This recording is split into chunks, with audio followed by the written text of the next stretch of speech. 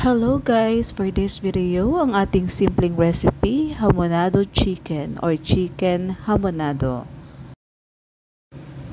First, mag-prepare lang po tayo ng ating chicken and then budburan po natin ng salt and then pigaan din po natin ng lemon and of course, ang ating paminta. Ayan. So, after nyan, pwede na po nating haluin ng maigi para po ma-absorb na ng chicken ng ating mga ingredients. Huwag po kayong mag-alala. Sinigurado ko pong naghugas po ako ng aking kamay bago ko po gawin ang prosesong ito.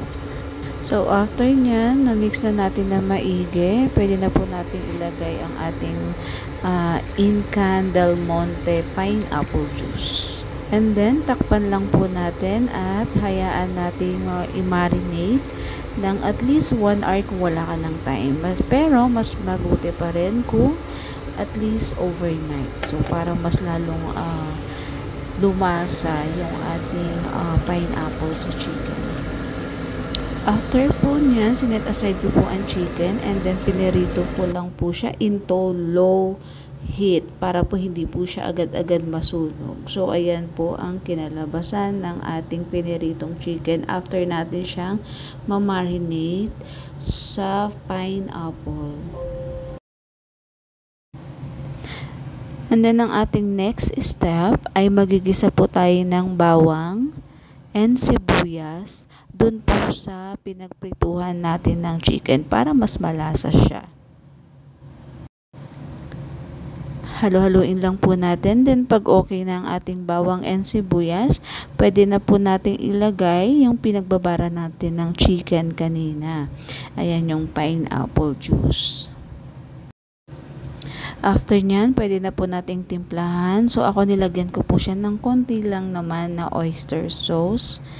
Ayan.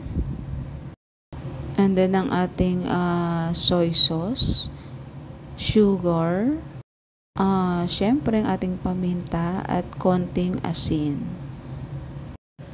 So, pakuluan lang po natin yan. And then, pag kumulo na siya, pwede na po nating ilagay ang ating pinritong chicken. Atin po siyang takpan and then lutuin po natin at least 20 minutes. Hayaan natin ma-absorb ng chicken yung lasa ng ating marinated sauce. After 20 minutes, pwede na po natin ilagay ang ating pineapple chunks.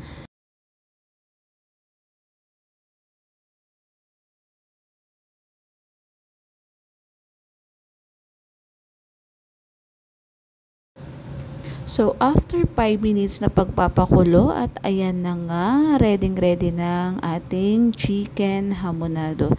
For sure, mapapasarap at mapaparami na naman ang ating rice. So, if you like this video, guys, please like and share. Again, thank you for watching and God bless.